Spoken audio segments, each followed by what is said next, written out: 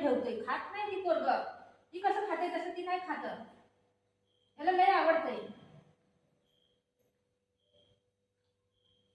आता बघ कसं जबरदस्ती करते बघ. एक तर खाऊ तर बघा, खाऊ बघायचा.